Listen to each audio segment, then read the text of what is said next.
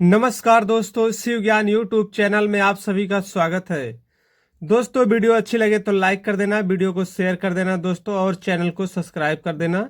साथ में bell icon की घंटी प्रेस कर देना, क्योंकि दोस्तों जब भी मैं वीडियो डालूंगा सबसे पहले आप तक पहुंचेगा। तो दोस्तों, भीष्म की प्रतिज्ञा के बारे में आज मैं बताऊंगा दोस्तों। यह एक कहानी बहुत ही महत्वपूर्ण होने वाली है। आप लोग ध्यानपूर्वक कहानी सुनिएगा दोस्तों। चलिए कहानी सुनते हैं। महाभारत की कहानी है दोस्तों। भीष्म पितामह की यह कथा अत्यंत प्रेरणादायक और भावुक है। यहाँ उनके त्याग और प्रतिज्ञा की पूरी कहानी विस्तार से हम बताएंगे। चलिए दोस्तों सुनते हैं भीष्म पितामह की भीष्म प्रतिज्ञा। महाराज शांतनु हस्तिनापुर के प्रतापी राजा थे। एक बार शिकार खेलते समय उनकी भेंट सत्यवती नाम की एक अत्यंत सुंदर कन्या से हुई। राजा सत्यवती पर मोहित हो गए और उनके पिता केवट राज के पास विवाह का प्रस्ताव लेकर पहुंचे। सत्यवती के पिता ने राजा के सामने एक कठिन शर्त रख दी। उन्होंने कहा, मैं अपनी पुत्री का हाथ आपके हाथ में तभी दूंगा जब मेरी पुत्री की संतान ही आपके राज्य की उत्तराधिकारी बनेगी। राजा शांतनु अपने ज्येष्ठ पुत्र देवव्रत भीष्म का बचपन का नाम था से पुकारते थे प्रेम से। वे जानते थे कि देवव्रत ही राज्य के असली हकदार हैं, इसलिए उन्होंने यह अन्यायपूर्ण शर्त मानने से मना कर दिया। लेकिन सत्यवती के वियोग में वे अंदर ही अंदर दुखी रहने लगे।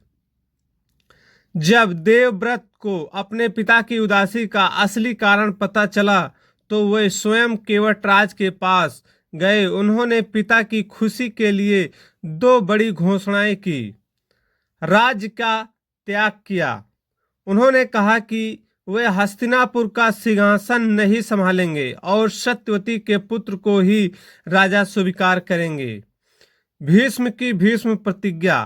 केवटराज को शंका थी कि यदि देवव्रत राजा नहीं बने तो भविष्य में उनकी संतान सत्यवती की संतान से युद्ध कर सकती है। इस शंका को जड़ से मिटाने के लिए देवव्रत ने गंगा के जल को हाथ में लेकर भीषण शपथ ली।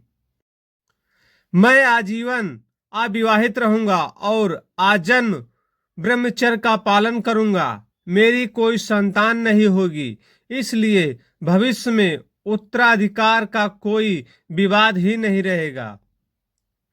ऐसी कठिन प्रतिज्ञा को सुनकर स्वर्ग से पुष्प वर्षा होने लगी और देवताओं ने उन्हें भीष्म कहकर पुकारा। भीष्म का अर्थ होता है वह जिनसे बहुत कठिन प्रतिज्ञा की हो।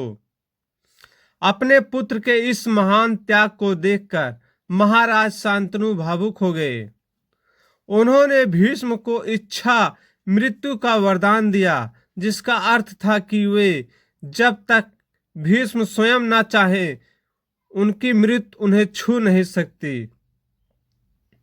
दोस्तों, आशा करते हैं कि भीष्म प्रतिज्ञा क्या थी आपको इस कहानी वीडियो में आसानी से समझ में आ गया होगा दोस्तों। तो दोस्तों, वीडियो अच्छी लगी हो तो लाइक कर देना, चैनल को सब्सक्राइब कर देना और वीडियो को शेयर कर देना दोस्तों। साथ में बेल आइकन की घंटी प्रेस कर देना, क्योंकि जब भी मैं वीडियो डालूं सबसे पहले आप तक पहुंचे दोस्तों।